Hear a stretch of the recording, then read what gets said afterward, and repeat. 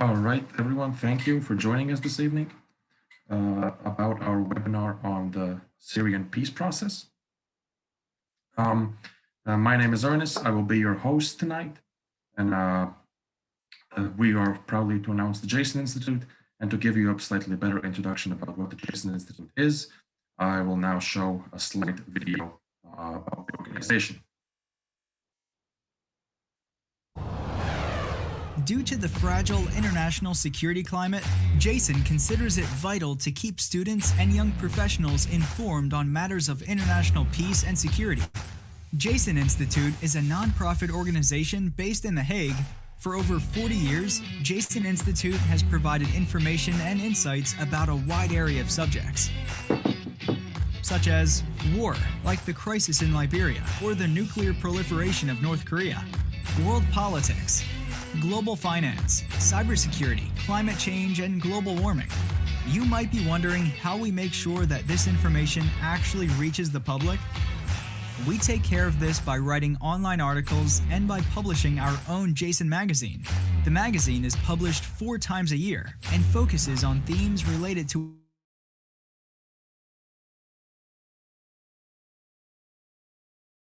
We also organize symposiums, workshops, crash courses, excursion, and simulation games to make sure the public is informed about what is going on in the world. Json Institute, your trustworthy source reporting about peace and security.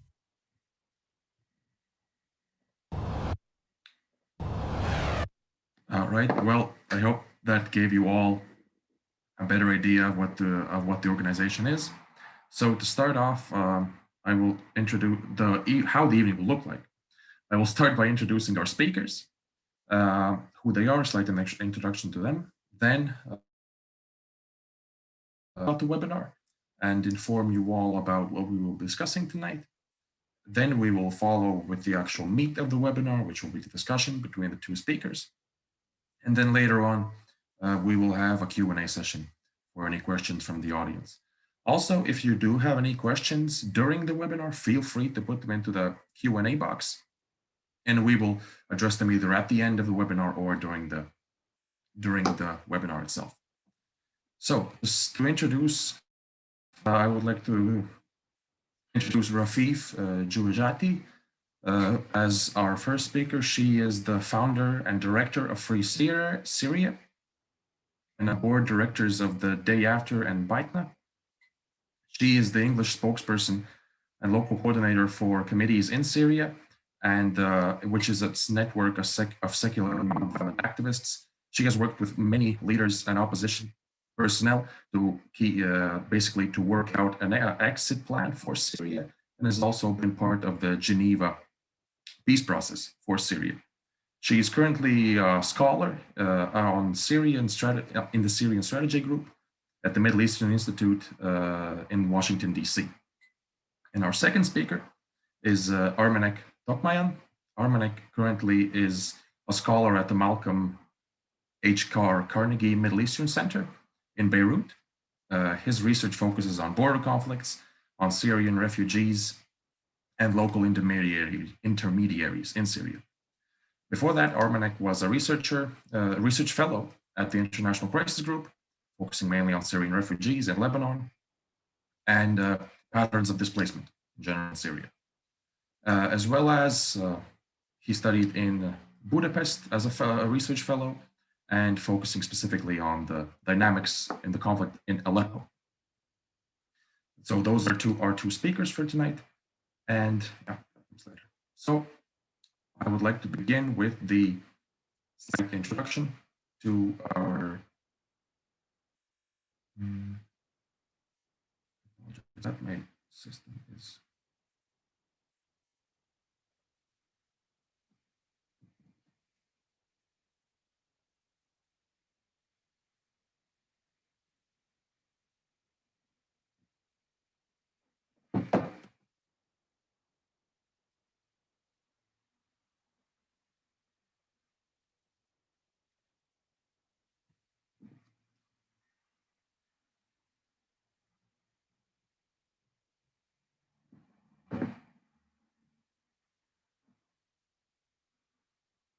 I believe I'm back. Pardon me for that.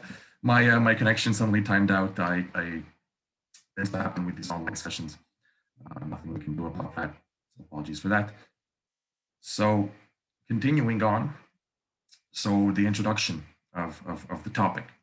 So as we all know, Syria has been embroiled in a civil war since 2011, but the discussions for it have been recently less so focused and don't make news headlines anymore. And the focus for tonight for us will be surrounding the primary peace process, and that's been ongoing in Syria for multiple years now.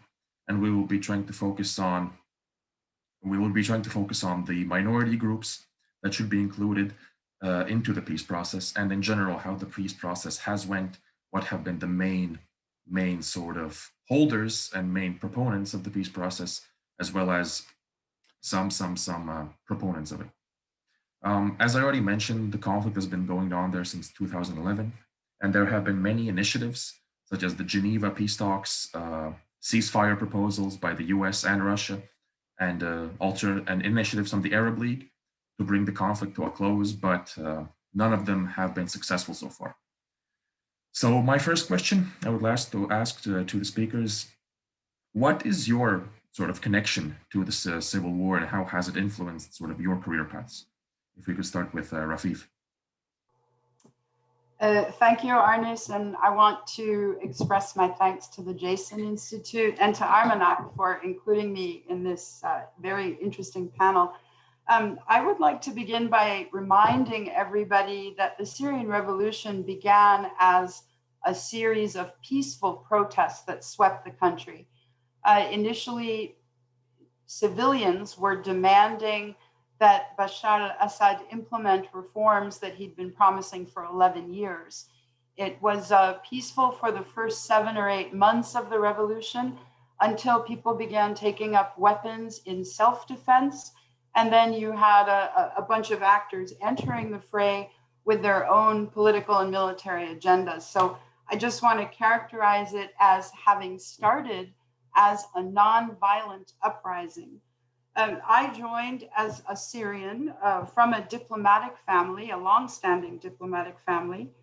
I could not stand the thought that students and kids were marching in the streets unarmed, and they were being fired upon under the orders of Bashar al-Assad, whom I had known personally in Syria. And so I joined the local coordination committees in Syria, or LCC, which at the time was the largest network of secular nonviolent activists. And from there, my involvement in the uprising and the whole Syria file became a little bit more extensive, participating as a spokesperson for the opposition during Geneva II, but also involved with a great many civil society initiatives designed to give civilians a voice. So that's kind of a quick summary of how I started in this. Thank you. Thank you so much. And now, Armenak, how did you come across? Thanks. First of all, let me reiterate my my thanks. It's a pleasure to be here. It's a pleasure to be a co-panelist, and I'm looking forward to our discussion. So my story with Syria starts back in the 90s when my parents relocated to Syria. Located to Syria, and I grew up there. I grew up in Aleppo, in the Armenian community, which, so to speak, it was a small bubble until I went to university in Damascus, and when I discovered how great and how diverse Syria really is. Already back then, this was 4 or 5 years before the Syrian uprising, I decided that I would like to study politics and conflict. Actually, the first spark was from University of Amsterdam. I was an exchange student there, where I realized how interesting conflict resolution is. So there's a special connection to the Netherlands. I was just graduating. I did my BA in Damascus in IR, and uprising was starting when I graduated back in 2011. I chose my path as a researcher. I continued my studies and I continued studying Syria. And throughout the past 10 years, I've held several research positions, and I have approached Syria and the conflict in the Middle East, conflicts in the Middle East in general, as a researcher. But of course, you cannot detach yourself from your country. And I have done that in two ways. I spent a lot of time in the field in Lebanon. Before 2015, I could also go to Syria, in Jordan, in several places. And I will conclude with one of the good things that the Syrian tragedy produced was that we got to know each other. Syrians got to know each other. They learned about their country. They started producing great amount of knowledge about Syria. So this is my connection to Syria. Thank you so much. Thank you so much from both the speakers for that introduction. And now we'll get into the discussion for tonight. So I would like to start off with a more general, broad question about the peace process. And my question is, when can we say that the process actually started? Essentially, how did it come to discussion that peace could be finally initiated after the uprising? Armenak, maybe you could start. Yeah, thanks. It's an important question. I think these processes, whether we call them negotiations, peace process in general, I think they started almost as soon as the uprising started. Already back in mid 2011, there were meetings, there was hope, there were back channels, open channels between various groups within society, especially from areas where protests were common, and the parties representing the authorities, the regime. So the short answer is that it started very early on. But if you would allow me to elaborate, I think we have to look at the peace process or the negotiations process as a very complex process that has been going on for 10 years. That's one. And second, we need to acknowledge that there are many levels to this process. So, for instance, on the very local level, to my understanding, it never really stopped. It started, as I said already, back in 2011. The regime was trying to reach out to community leaders, some of them its allies, some of them not, to basically contain the uprising. It was doing by threatening to use violence, by using violence, but it should be acknowledged that there were some channels. Not necessarily, they unfortunately did not produce any peace or any agreement or even cessation of violence, but they were channels. And these channels on the local level, it took so many different forms. So, for instance, you could see these processes happening between two neighborhoods, between two cities, between two villages. So I would like our audience to understand the local peace processes or local negotiations processes as complex, gradually decentralized in Syria, and very important. It saved lives. It sometimes was effective in producing a truce or ceasefire. However, it's also important to note that unfortunately it did not, throughout this 10 years, to my understanding, it did not really produce any real genuine peace agreements, whether on localized level or on regional level. And we can trace back some of the reasons, but I think one of the main reasons was that the regime often was on the was stronger than the localized groups that we're negotiating with, and it always tried to impose its domination and the security military order rather than pursue the genuine, real reconciliation. On the international level, I will just talk briefly because my co-panelist certainly knows better than I do. I think it was a very long process. Started with the Arab League initiative, moved on to Kofi Annan plan, who was the envoy of UN and Arab League, if I'm not mistaken.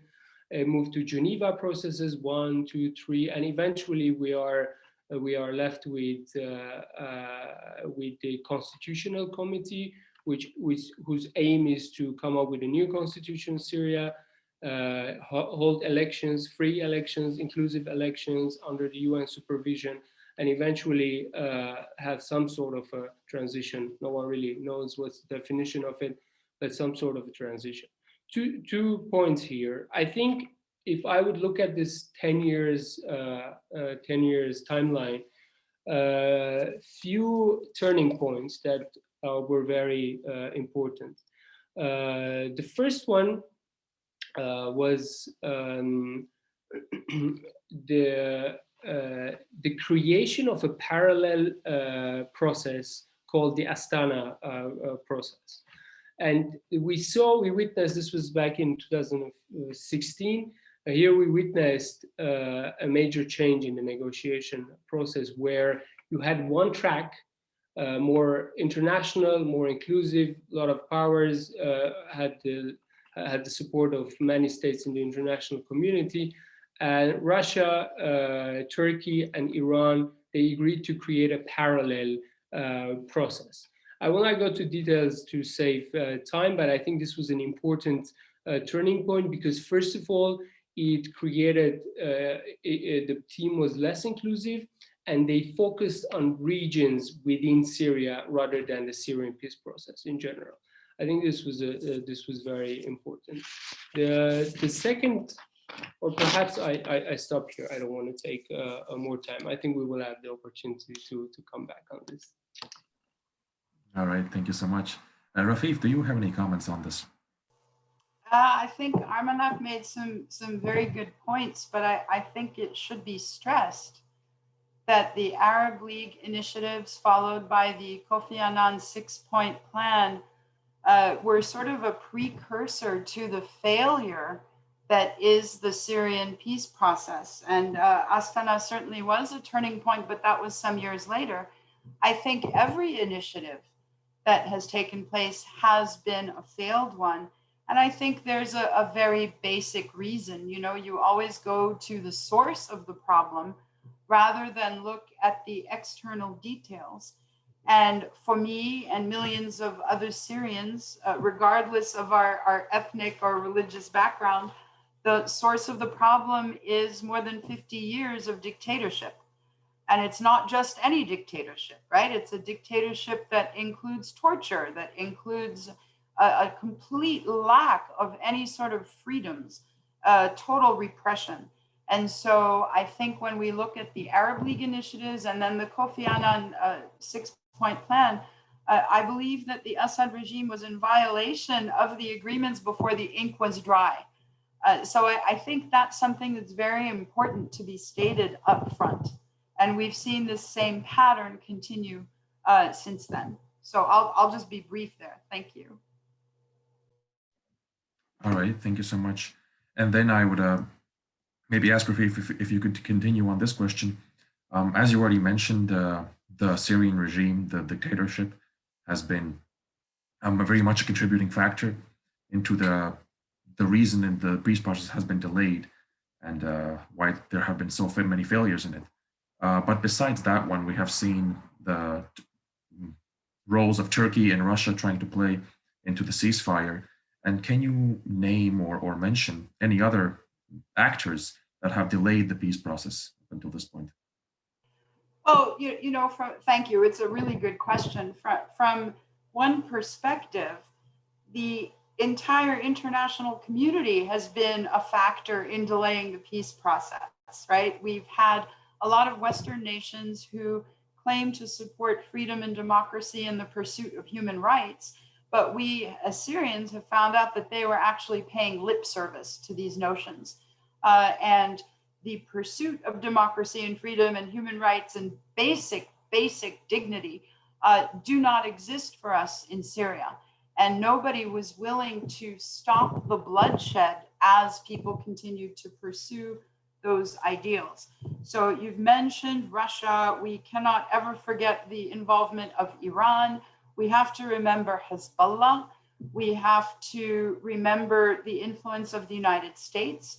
We have to look at how Gulf states like Saudi Arabia and Qatar started creating their own political mechanism inside Syria with arming different factions. And so what we end up with, I think, is a series of different proxy wars in a sense. And the tragedy about all of these competing interests and proxy wars is that at the end of the day, it's the civilians who suffer the most. And I think that needs to come to the forefront of the discussion. While it's important to name the actors and name the names, and certainly focus on the different violations of human rights that have taken place, particularly by the regime, we have to look at the impact on the civilians across Syria, regardless of their backgrounds, regardless of their sectarian influences, regardless of any particular leaning other than when they are pro-regime or anti-regime. This was the deciding factor for the Assad regime. Thank you. And Armenak, do you have any comments on that? Perhaps maybe how these actors influence the people directly on the much smaller scale in the villages and so on? Yeah, I think the main problem has been the regime has been the main problem, and for a good reason, because its leadership has almost always thought that it is militarily stronger and has more supportive allies than the opposition. And that's for a good reason, because throughout the 10 years, we noticed that the regime has remained to some extent more unified. It has decision-making chain, whether in the political domain or the military domain. It has never taken opposition very seriously, which has remained divided. It has been more brutal than the opposition, and more importantly, has had the capacity to be more brutal than the opposition. And emboldened by this, by its own, objectively speaking, better capabilities and more organized way of, or being able to better organize violence, plus having the strong support of Hezbollah, Iran, and Russia, then they have probably asked themselves, why would we give concessions? Why would we relinquish power when there is not enough pressure to make us do so? I think this has been a core problem in the whole peace process, whether if you look at it locally or nationally or internationally. Thank you so much. And now, more coming back to the peace process itself, we have already mentioned and discussed quite a number of actors that have been involved in the. Oh, Rafif, I see you raised your hand. You wanted to comment something? Sorry for that. I just wanted to follow up on what Armenak was saying. Of course, the regime was unified with a decision-making chain. This is a regime that has been built up, whether it's through Bashar or his father before him, over more than half a century. And their unity is grounded in an existential struggle to survive. And so they were single-mindedly focused. Of course, more brutal because they have been a repressive state for so long. So I just want to make sure we characterize this appropriately, you have a military dictatorship fighting primarily a youth movement. And they're not fighting with words or banners as the youth were. They're fighting with live ammunition, followed by bombs, followed by starvation sieges, followed by chemical attacks, barrel bombs, and then finally the Russian Air Force. So I just want to make sure we're framing it appropriately. Thank you. Thank you for that so much. And now, you already mentioned that the regime and the government has been in a survival point, essentially, in trying to fight for their maintaining of power. And then the next question is, what have been the main priorities for both sides of the peace process? What are the sort of goals that each side is trying to achieve? And are these issues compatible with each other, or are they at complete odds with each other? Maybe Rafif, if you would like to continue. Did you ask me to start? Yeah, if you could. So the goals are really incompatible, right? The regime wants to stay in power and showed that it was not willing to make concessions. It was not willing to give the people of Syria even the smallest freedoms and try to de-escalate. On the contrary, the regime continued to escalate, right? So I think a lot of our viewers may have heard about the peaceful protests that were held every Friday, and over the course of the conflict, every time the skies were clear. The regime could very easily have gone to different communities to address their demands, help them eradicate some of the poverty or the illiteracy that is rampant in so many rural areas in Syria. So there were a lot of opportunities for the regime to de-escalate and bring things back to some level of normalcy while remaining in power. However, this is not a regime that understands concepts like negotiation or discussion or freedom of opinion or expression. And so they chose the military option. Now, the opposition is not without its faults. And so I don't want to sound like I think the opposition took all the right steps. The opposition was formed very quickly, was not unified because it represented such a broad range of perspectives, because Syrians in general have never been taught or allowed the opportunity to learn how to be in opposition. So I think the opposition's goals began by reflecting the goals of the revolution, which were freedom, dignity, justice, democracy for all Syrians. And I think over time, and especially with the desperation, as more and more civilians were being killed, more and more people were being arbitrarily detained and tortured, that growing desperation started to create sub-agendas, and then, of course, the quest for power. And then you see different fragments of opposition groups taking up arms and further escalating. And Armenak, do you have any comments on the goals of the warring sides? Yes, I think briefly, I think the regime's main goal was to maintain power by all means. I think I would say they are skilled negotiators, and they have a very clear vision what they want. We're talking about the ruling elite, the authorities, because the state gradually disintegrated, and they have managed to achieve at least some of their goals, but at a very, very high cost, of course. On the other side, the opposition, well, here I think we have to divide the picture, because on the very local level, the dynamic was different. Outside Syria, opposition outside Syria, the dynamics were different.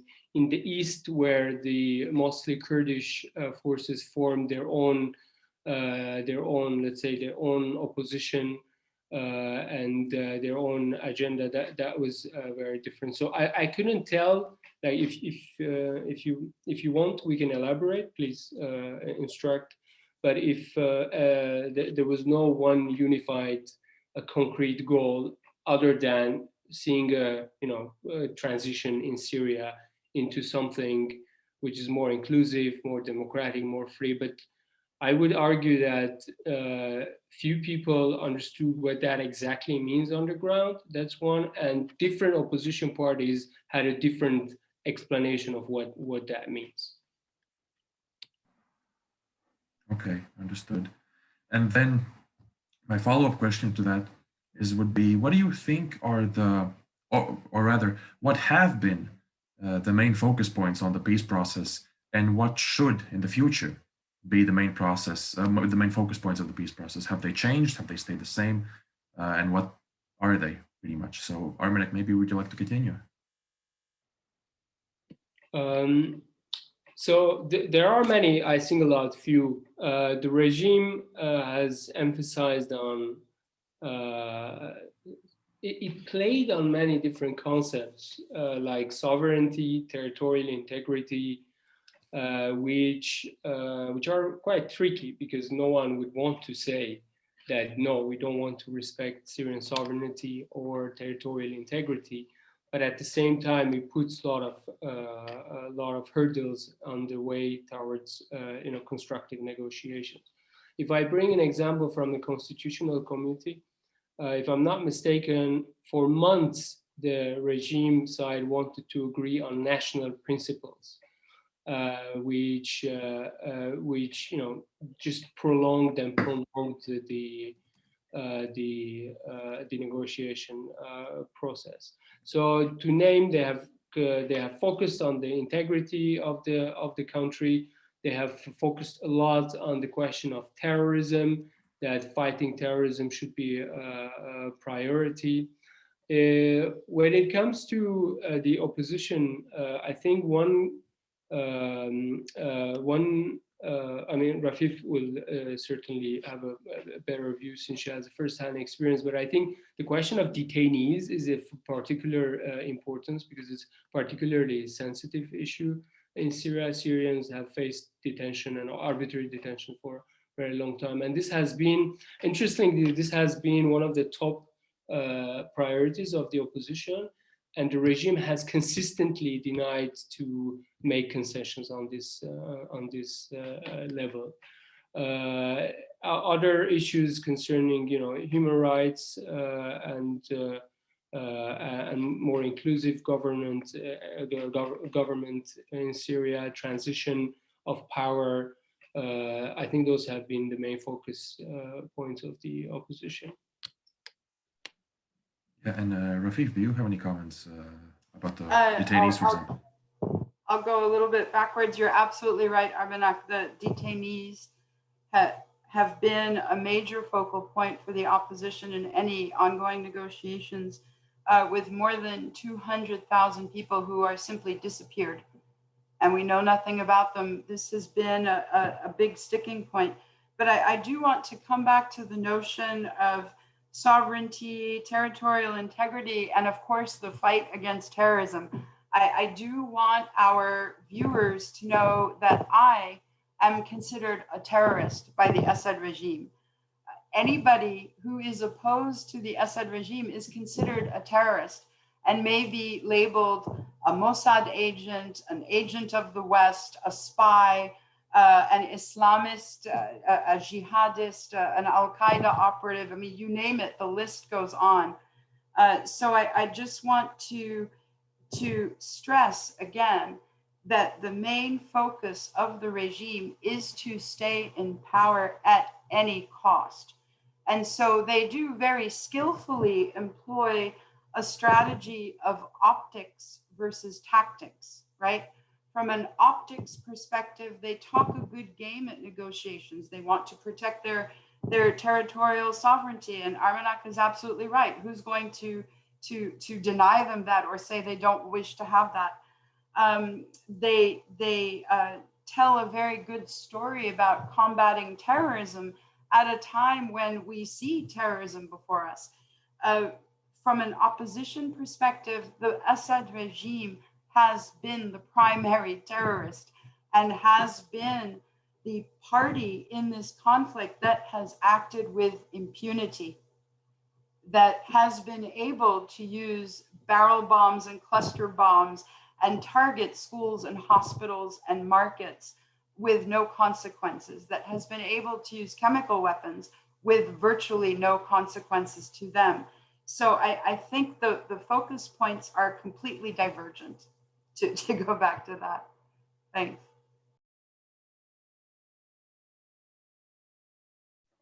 Thank you. Thank you very much for the answer. And now I would like to shift more into the inclusivity aspect of the peace process. So they're taking into account the priorities of both sides that we've already discussed and what they have been for both of the sides. What can be done to ensure that as many parties as possible, whether it's on the local level or an international level, are involved in the peace process? Rafif, if you'd like to take that. So that really is a complex question, right? What can be done? Because in a sense, what has not already been done to try to advance the cause of peace in Syria? And, you know, my immediate answer is regime change, of course, but knowing that that is not necessarily realistic at this time, I think what has to be done is that the international community needs to pressure the Assad regime, truly needs to pressure the Assad regime with teeth, needs to hold the regime accountable for crimes against humanity, and needs to ensure that the opposition has a voice, that negotiations take place, that civilians are protected. One of the priorities has to be to stop the killing and stop the detentions. So I think these are among the priority steps, but they will not happen unless the regime is forced to do so. I don't see any other way for us to move into a peace negotiation that is legitimate and credible. And Armenak, do you have any opinions on that? Yeah, inclusivity, I mean, it's a wide concept, so I take it from a few perspectives. On the regional or on the negotiations level, I think the whole negotiation process needs to be inclusive in the sense that it should include a lot of stakeholders: Iran, Saudi Arabia, US, Russia. And why is that? Is because today, unfortunately, Syria is part of a regional map. Its sovereignty is highly compromised, a lot of proxies on the ground, a lot of foreign troops. Therefore, the solution is not between, or is not as much between Syrian regime and the opposition as much as a regional, in regional context. Before 2011, Syria was a major player. It had its own agenda. It could pursue its own agenda in the region. Regardless, I'm not giving any evaluation whether it was a good policy or bad, but it was an established player in the region. Now it's not the case. So it needs an inclusive on the international level, inclusive, especially US, Russia, needs to come together and find a regional solution. On the when we talk about inclusivity in the negotiation process, as when we look at the teams on the both sides, there is a degree of inclusivity, especially in the opposition institutions. However, when we're talking about including minorities, including women, including, let's say, different social groups, like whether it's the tribes or in the south, certain ethno-religious minorities, that's the Druze or the Alawites, etc. We study in peace and conflict theories that inclusive peace process will produce more sustainable settlement, which I believe so. However, making the peace process more inclusive at this moment will not necessarily bring us a solution, unfortunately. Then I have a follow-up question for that. Of course, we all knew that, and we saw how there was a period of time where ISIS was very, very much in Syria and committing their operations there. And my question revolves around how then do we decide who gets into the peace process? Further, non-state organizations like ISIS that just happen to arise and take power, would they also then be included in the peace process if they had still a presence, or not? Maybe Armenak, would you like to answer that? Well, that's a very interesting question, a very also difficult one to answer. But why not? Why don't we take HTS, the Hayat Tahrir al-Sham example in Idlib, rather than ISIS? Because the question you asked is at the moment very much in the circles of debate. Do we include Jolani, who was formerly part of ISIS, well, before that fighting against the Americans in Iraq, then part of ISIS, then part of Al-Qaeda, and then changed its color into some local radical group, and now trying to rebrand itself. But it has a heavy baggage, right? Al-Qaeda, ISIS, all those things are heavy baggages. Should he and his organization be part of the negotiation process? So let me lay out the map. At the moment, they are not, at least not on the official level. There are a lot of channels on the table, but they are not part of the opposition. From Turkish perspective, I mean, it's a dilemma. So let me tell you from that I don't have an clear answer to that. It's a dilemma. From my understanding, a degree of interaction is necessary because they are an actor on the ground. And if you want to, I'm talking from pragmatic perspective, and if you want to solve the situation, you cannot ignore a major actor like that. But to include in a peace process, we should need to remember that we are legitimizing these actors. We also, to a degree, legitimize their what they have done previously. So it is indeed a dilemma. Mm-hmm. And Rafif, do you have any comments on that? I think Armenak put it very, very well. It's a dilemma. Do you engage actors who have a real impact, who control humanitarian corridors, who control economies of large parcels of land, or does including them legitimize their presence? In terms of inclusivity, I do want to go back. I know that the opposition has been making a lot of efforts to be more inclusive of minorities, religious or ethnic, of women, of tribes, of others, but there's a lot of work to go still on that. So I think we absolutely need to say that. But deciding who gets into the peace process is also a question. Who makes that decision, right? Now that Syria is really more of a global than just simply a regional issue, who gets to decide who is a terrorist? Who makes the decision of who is a relevant actor in the peace process? And where does that leave the average Syrian civilian, male or female? Where does that leave that person who is well below the poverty line, who has no foreseeable future, whose property may have been seized, whose family may have been killed or is in detention?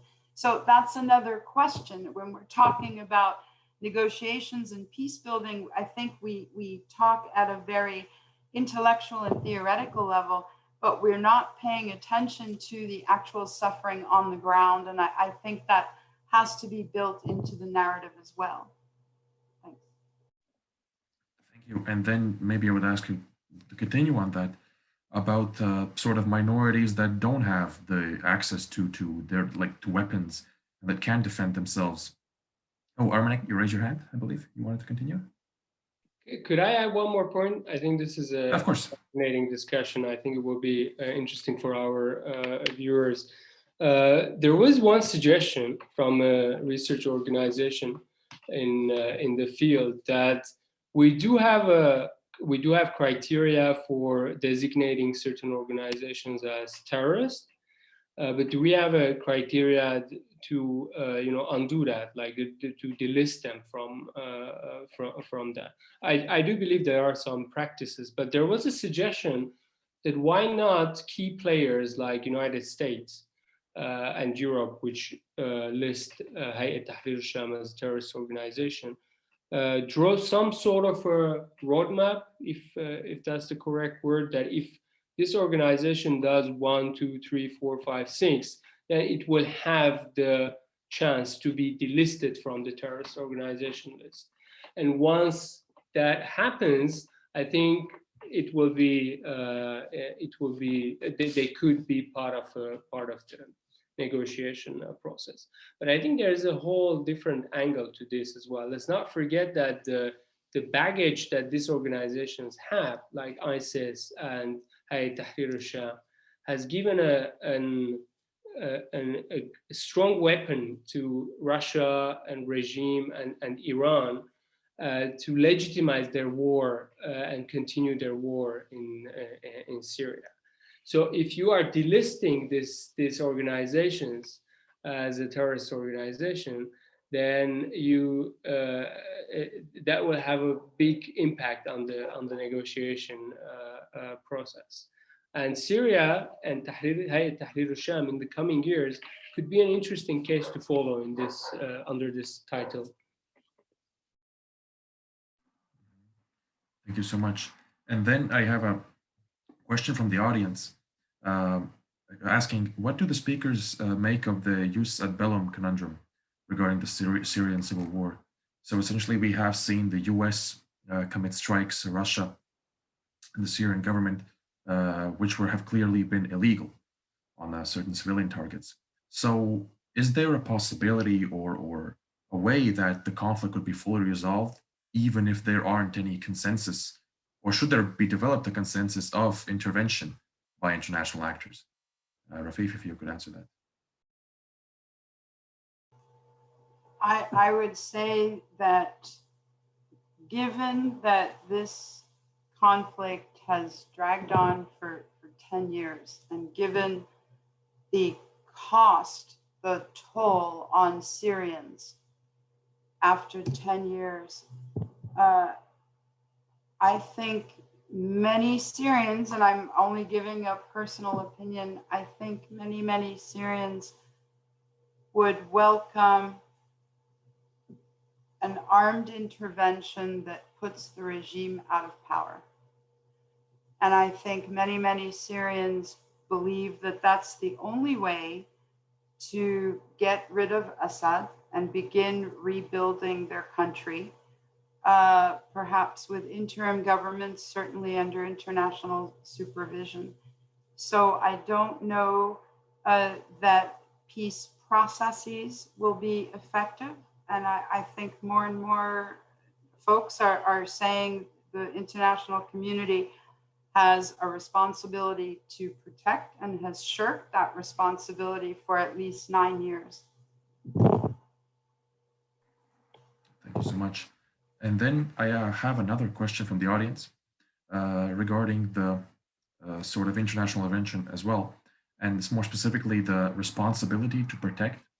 And the question focuses around, we saw the situation that happened in Libya after the regime change, and how that entire situation went down and became a failed state, essentially.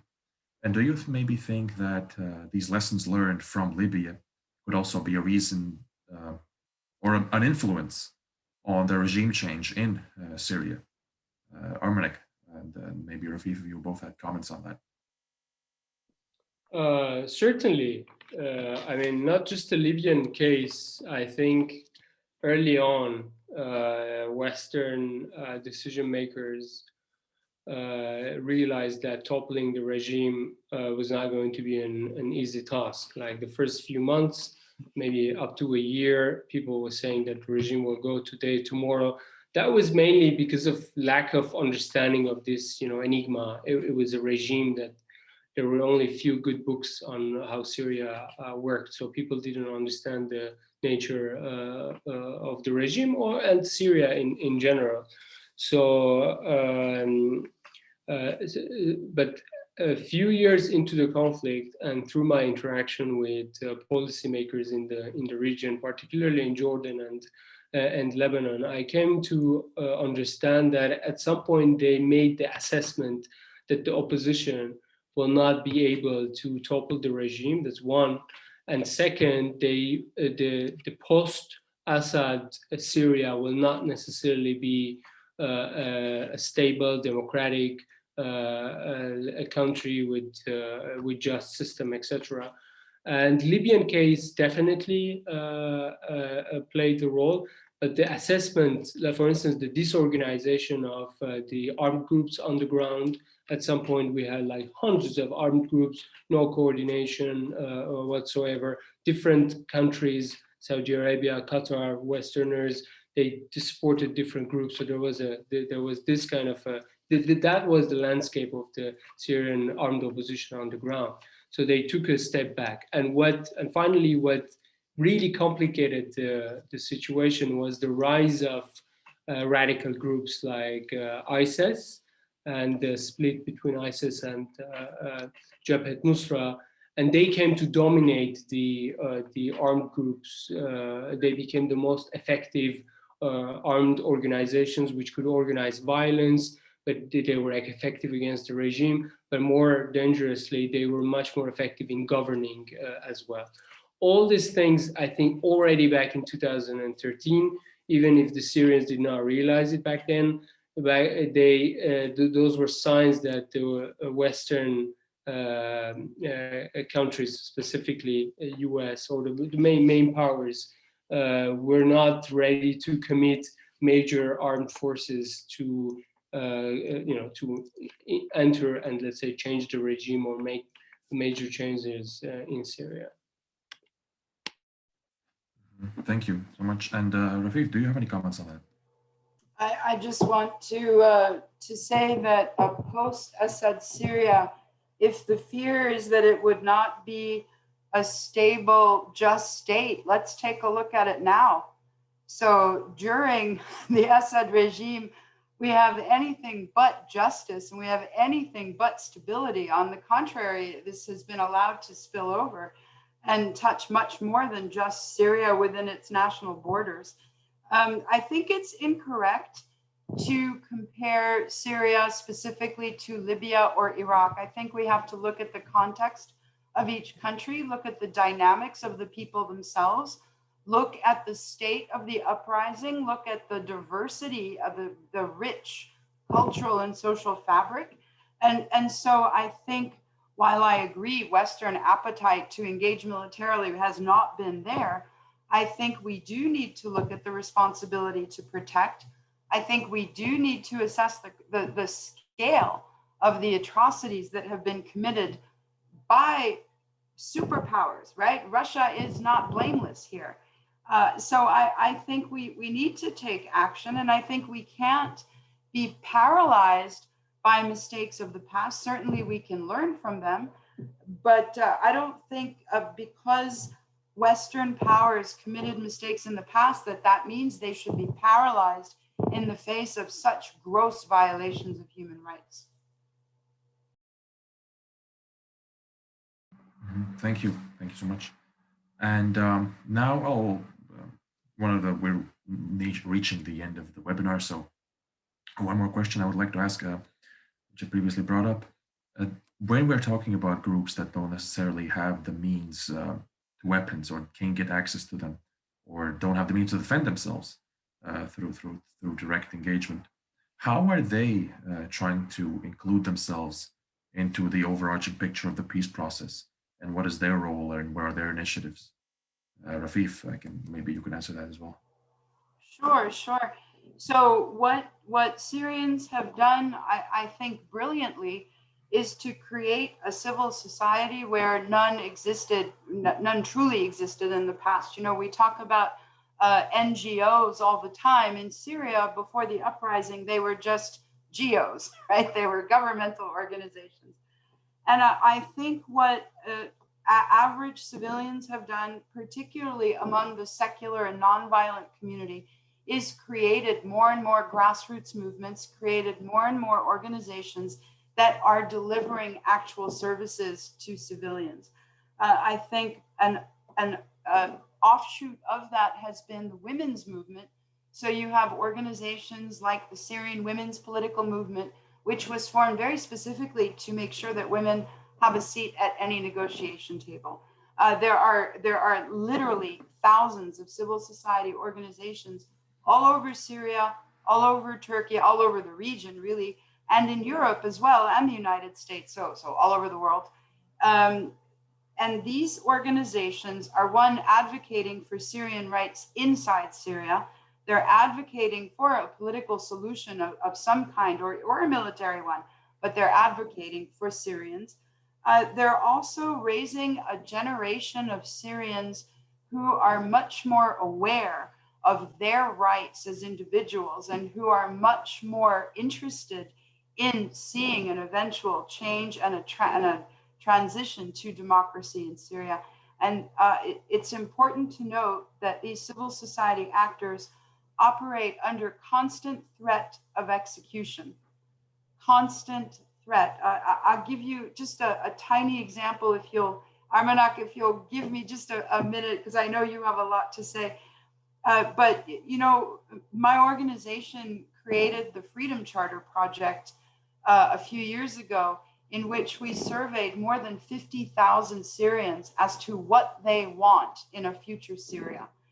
And the mere fact that we had a surveyor approaching a citizen on the street was enough to get the person killed or detained and tortured. So I just want our viewers to understand how courageous our civil society actors are and what battles they have to go through personally to be able to advocate for their fellow Syrians. Great question. Thank you. And Armenak, do you have any comments on that? Yeah. I think that was a sufficient answer. Mm-hmm. Okay. So now we're nearing the end of the webinar, and we have a question from the audience that I would like to ask. We already discussed the social circle groups that are moving in Syria, and what would you say is their main asset? So what is the main tool that they use to be involved in the peace process? Is it social media, for example, as it was in the Arab Spring, or is it something else that's specifically for Syria? Armenak, maybe you can answer that. You mean civil society organizations and civilian organizations? Yeah, so the grassroots movements of Syria. Yeah.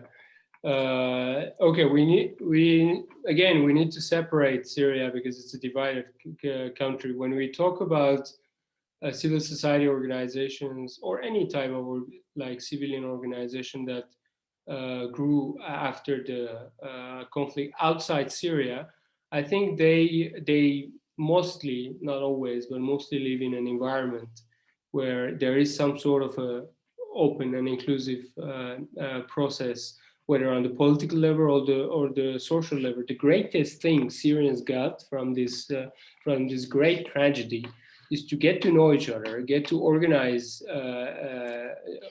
let's say, humanitarian response with each other, help each other abroad, publish books. So many think tanks, Syrian think tanks proliferated. So many, the volunteering became a great habit among Syrians. I think those are achievements. This will not, I mean, I try to be pragmatic. This will not bring the regime down. The heroism of civil society organization will not push negotiations forward. But I think those are great achievements that we need to acknowledge. Mm-hmm. Thank you. And Rafif, do you have any remarks regarding that? Just to say that social media has played an enormous role in the Syrian revolution, especially at the beginning when ordinary citizens were encouraged to vote for the name of a protest, for example, or to weigh in on a community topic. I think social media has been a tremendous asset, but with civil society now, some of the assets they're bringing forward is the trainings, the sheer ability to share knowledge among different communities across different civil society organizations who are now beginning to empower each other and compete in a positive way for donor funding, and in many instances to collaborate. We've also seen a resurgence of the arts, which plays a huge role in lifting morale, and certainly we've seen some absolutely brilliant creativity in some of the protests and the nonviolent activities. And while I agree that maybe civil society itself will not bring down a regime that's taken this many years to build itself up, I think creating an educated Syria, an educated community that understands the concepts for which it has been fighting, I believe that eventually, when there is a transition, and I'm hopeful that there will be, I believe that we usher in a different type of Syrian, one who understands what his and her rights are and fights for them peacefully. So I think civil society lays a fantastic foundation to build on the one we had of nonviolence. Thank you for that answer. And now, as we're already hinting towards it, my final question to both of the speakers would be, where do we see Syria in the future? Let's say the next 5 years, or the next 10 years even possibly. What are sort of your predictions or ideas of how the country, the peace process and the country could end up being? Armenak, maybe you would like to take that. Okay, so I will be the pessimist, and I think Rafif would be more optimist. So I will be happy to that there are some optimistic views. I think we have to admit that Syria, the product of age of nation state,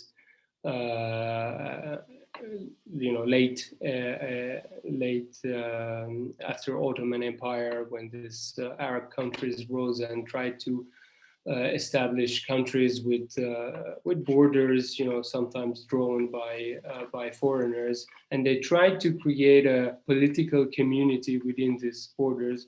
And Syria, case in point, I think that Syria does not exist anymore. We are entering into a new era where borders will have a completely different understanding.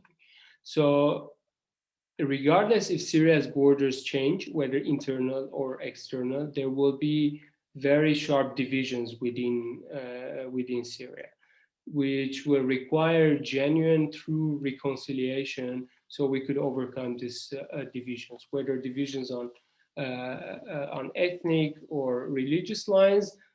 Those are the main cliches that we hear, but also neighbors trusting each other. Syrians used to trust, help each other. All these divisions within society have been created, and this will need long years until it is solved.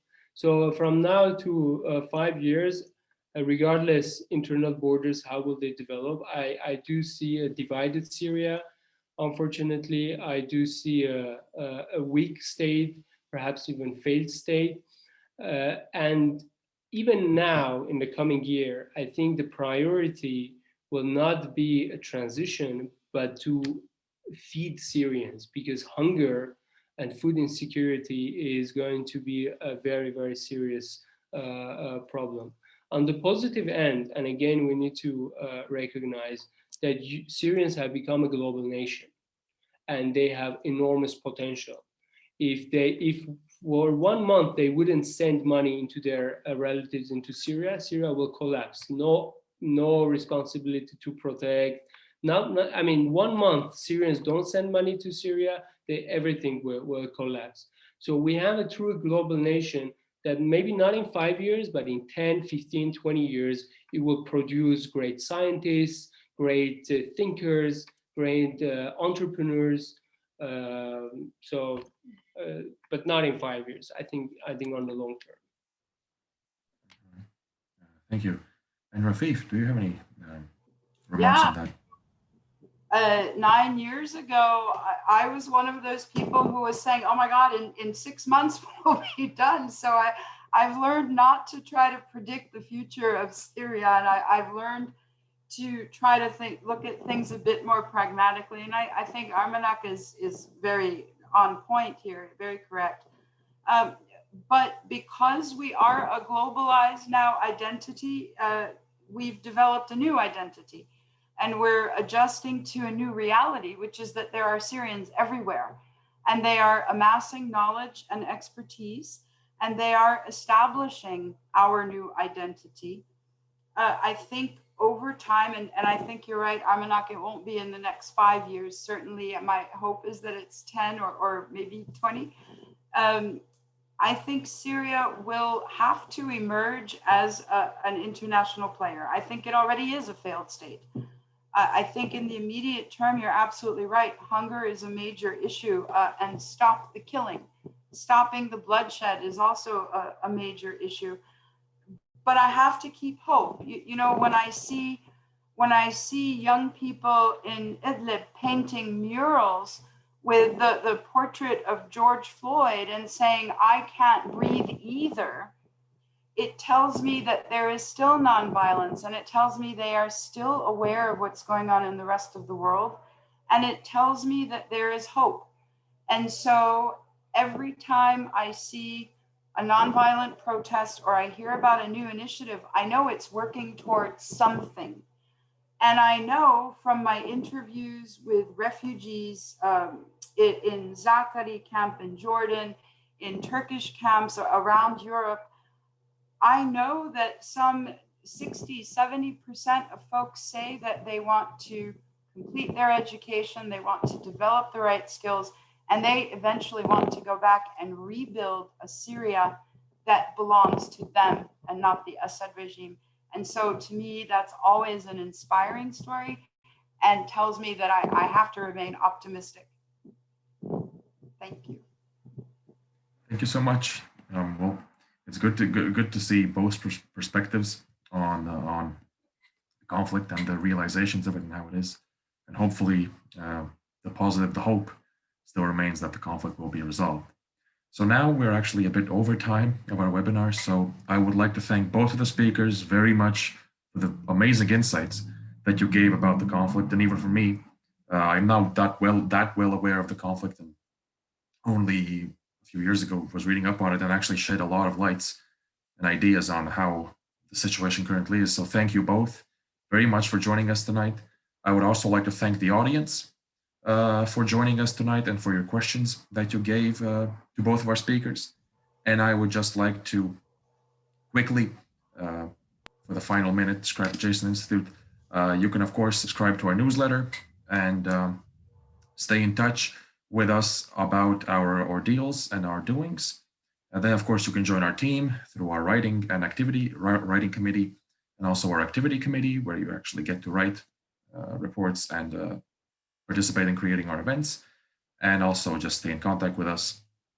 And for future reference, this was our last event of this year, and we will hopefully see you in our next events starting from September after the summer is done.